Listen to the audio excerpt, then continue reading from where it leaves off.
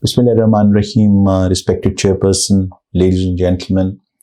Foremost, my apologies that I was supposed to be here this morning to do this presentation for you in person, but on account of unavoidable circumstances, I have not been able to travel, and therefore I'm stuck elsewhere in Pakistan, and therefore sending you this particular presentation to be shown to you online.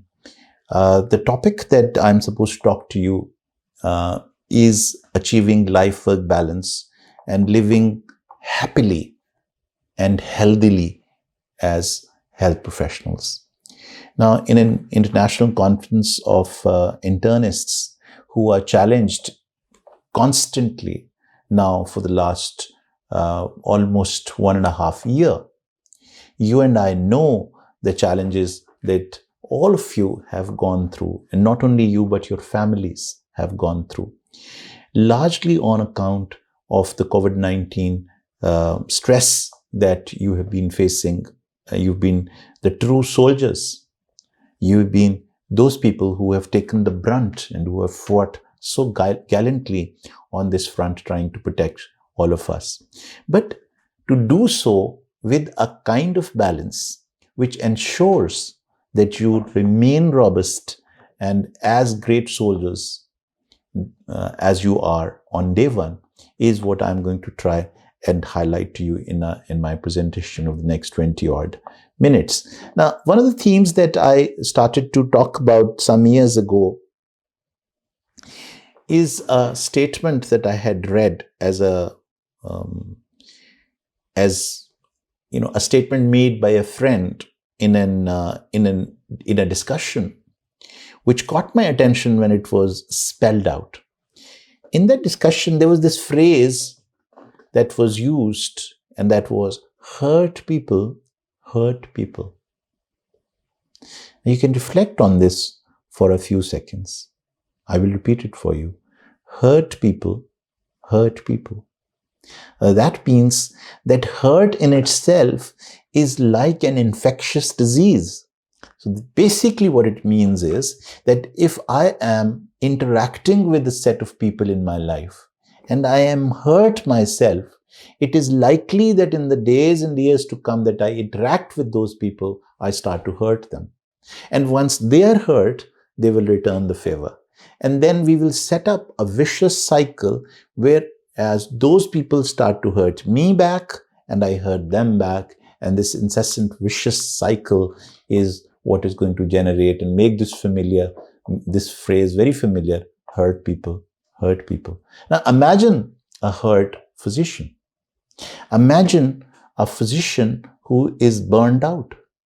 And let me assure you that you have all been following Lancet and New England Journal of Medicine, and there are several articles in British Medical Journal that you must have read and I have read, which has shown that during the COVID-19, the burnout in physicians has reached figures of 55%, and in certain hospitals, even 70%. 70% of people suffering from burnout. Now imagine these physicians opting to still continue to work. So in that state of hurt, as burnt out physicians, what is likely to set into motion? Hurt for those that they are likely to come across. Who are they likely to come across? Foremost, other team members. Then, of course, their patients. And then further to that, the families of those patients. And then once this cycle is set to motion of hurt people, hurting people, the hurt is gradually start to come back to me. Sometimes through media, sometimes through hate mails, sometimes through social media, but the hurt will return to me, as that statement implied. So that is what I'm going to try and highlight to you, that are there certain factors or vulnerabilities or challenges that predispose a physician to develop hurt? Are there certain factors which predispose me as a physician, as an internist, to develop hurt early, to develop a burnout early? Of course, there are. And there are many, but I'll just list 5 to you. this morning. Number one, of course, is the type of work that we do. The work stress in itself, which working hours, the distance that you travel from home to the workplace, the whole all the challenges of traveling long distances to your workplace, the circumstances at home, etc., contributing towards the work challenges at your workplace. They're all work stresses. But alongside that, the second extremely important cause is the stress that is produced on account of a compromised family life. Now, if a physician is going to return home after 36 hours of a duty, and here is this wife or a husband or a spouse, set of children waiting for this person who is at the front for the last 36 hours with hardly any communication between them, which often is the case when you are dealing with difficult circumstances, as some of us were in the thick of the battle of COVID-19, particularly in November, December, and so on and so forth last year. This compromised family life, where we went and we wanted to isolate ourselves from the rest of the family on account of trying to protect them because we were, largely exposed to the possibility of carrying the germ ourselves. This compromised family life is the second factor that is likely to contribute towards the hurt that I'm trying to describe to you. The third is not only the burnout, but those stress-related disorders that can result in excessive smoking, that can lead to sometimes even use of alcohol. And in certain circumstances and situations, you and I know that people indulge in far more than smoking and alcohol and take psychostimulants, meth, ice, and whatnot. Now, please don't tell me that you haven't heard of physicians and internists who haven't done any of this. I have, and I'm sure you have come across colleagues who we know have been indulging in these habits that they thought initially would help them deal with the situation better that they were dealing with. Regular use of benzodiazepines, abuse of benzodiazepines, abuse of synthetic opiates, sometimes is rampant in ICU situations, largely because of the accessibility that we have to all these drugs that are potentially hazardous and can lead to very serious stress-related psychiatric disorders and thus enhance the possibility of more hurt and burnout. Then, of course, you and I know that we as doctors suffer from what we as psychiatrists call the rescuer complex. We've built into us this need to rescue people by taking risks. That's why we are given that particular status in the society of being called the Dr. Sahab, because you're ready to risk yourself, your comforts, your personal and professional duties, where the patient takes the precedence over your personal comfort and your family life. This appreciation that we get and the status at which you are placed on account of being a doctor is something that reinforces the rescuer complex in us. And once you suffer from this small g God complex, that I am here to save lives, which you are, of course, when it crosses a certain limit, where you're not ready to accept failures, accept the death and disability in certain number of portions of patients, in spite of your best efforts, can lead to a serious possibility of burnout and eventually hurt within you that you will carry, and then it is going to start to get transmitted. Last of all, having the burnout, having the hurt, but living in denial. Or, if not denial, in blame.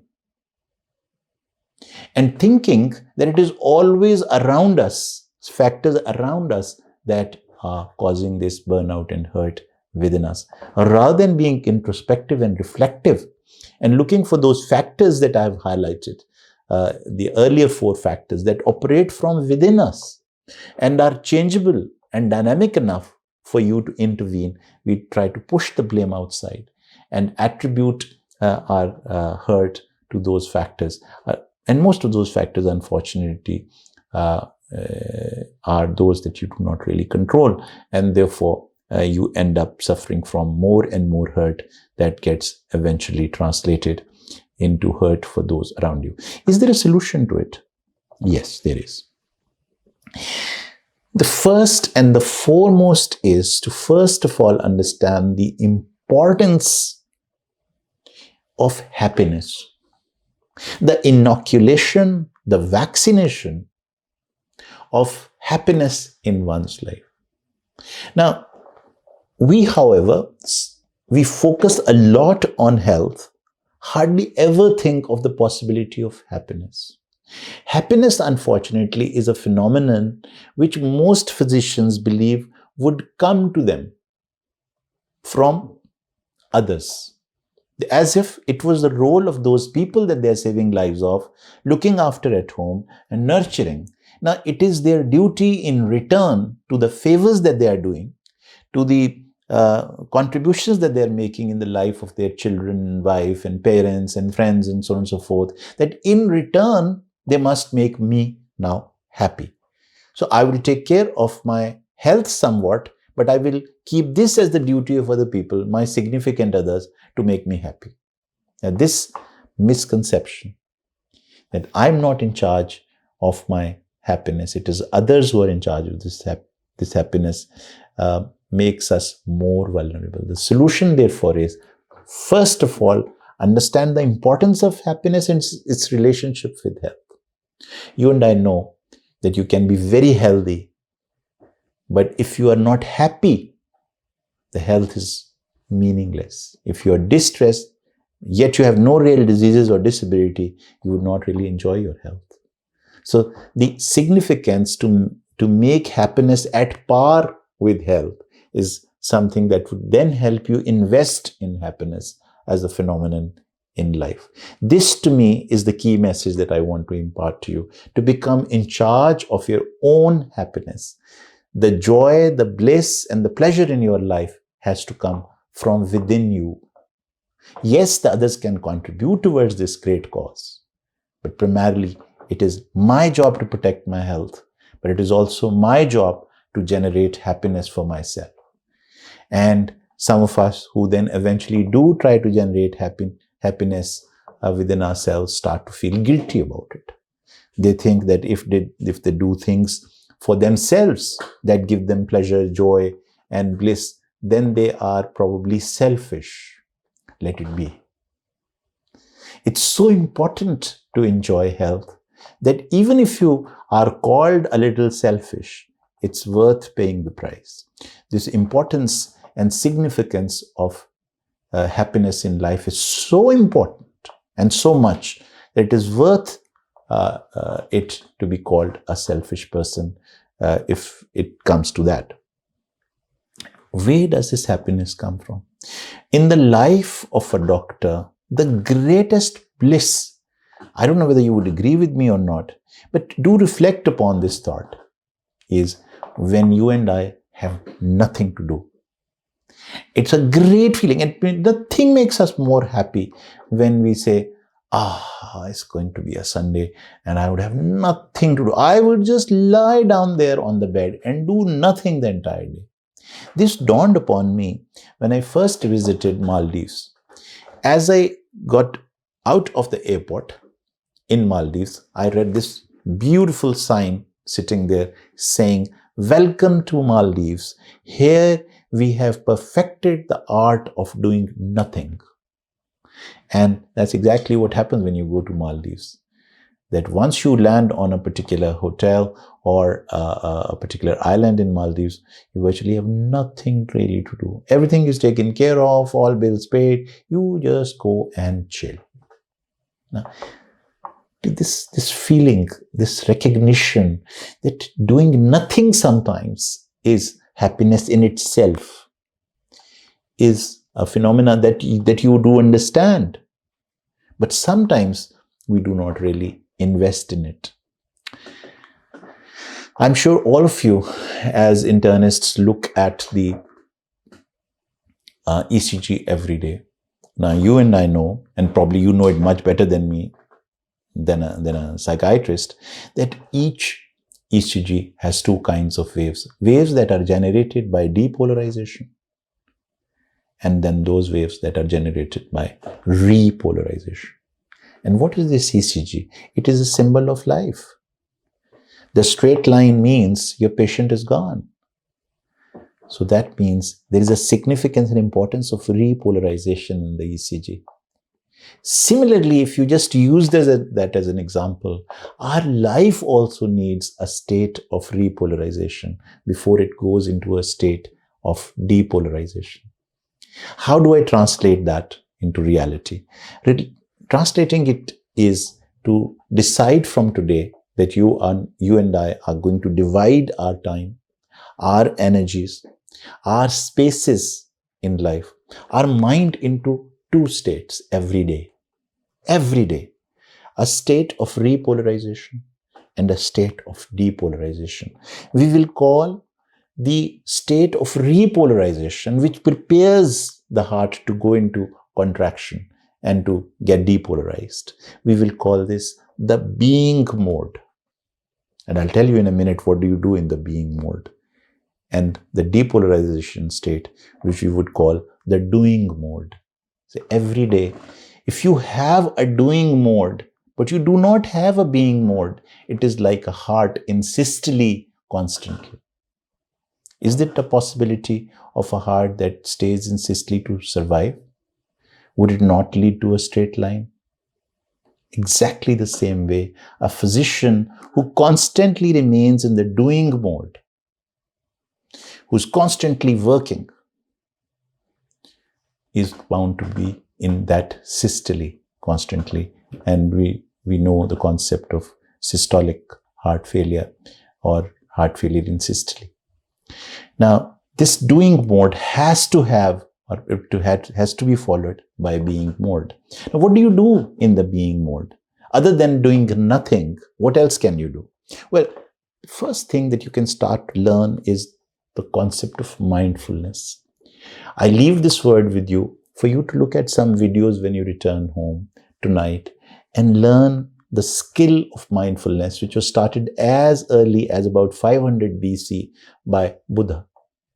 This concept of mindfulness came from Buddha, but since then has been practiced by men of wisdom through the ages, and even today has become a great skill in which this state of mindfulness produces alpha waves in the brain, and the neurons seem to be in a state of far more happiness and relaxation when an individual is in a state of mindfulness. Learn it as a skill. And when you are doing nothing, mindfulness is one of the activities that you can undertake. Similarly, meditation. Of course, the techniques of meditation can vary from the meditative techniques that you may learn from the net, or even the way you actually offer your prayers or recite the book of wisdom can be a state of meditation for you and generate that same alpha wave in your mind of relaxation. Learning how to reflect, how to relax your body, how to scan your body for the presence of tension, and how to drive that tension out, what we call the state of body scanning. These are some of the skills that would help you now go into the eventual state of the being mode, which is sleep. Unfortunately, I know of several physicians who would have to take a tablet of bromazepam or alprazolam at night to go to sleep because they have never taken out time to learn techniques of mindfulness, reflection, meditation, relaxation, body scan, and so on and so forth. All techniques of learning how to do nothing. And this state, I'm sure, is going to help you revitalize yourself eventually to go into the doing mode. But I must redefine the doing mode for you as well. Doing does not mean just work. Please include exercise, sports, socialization, and spending quality time with your family as things that you do. This is as much important as looking after your patients. And this is the investment in the happiness that I'm talking about. So doing also needs to be redefined by a physician who is trying to highlight in his life the significance and importance of happiness. So in conclusion, may I say, my dear colleagues, that happiness and health have to be seen by all of you as integral partners in your pursuit to make yourself resilient to burnouts and to live a far more productive and a happier and a healthy existence. In that, I would very strongly request you to not only learn the skills of mindfulness and the 7 Qs, and to learn teamwork and leadership skills and all the rest of it that you go and learn these in various kinds of workshops and enhance your skills as a physician, but also to learn the concept of healthy personal and internet-based relationships.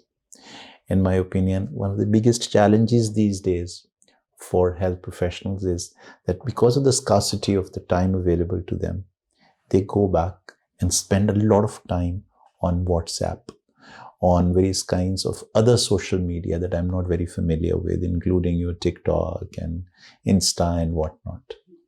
So may I request you to start to learn a little at a deeper level the importance and significance of internet-based relationships in your life, which can become huge source of unhappiness in your life.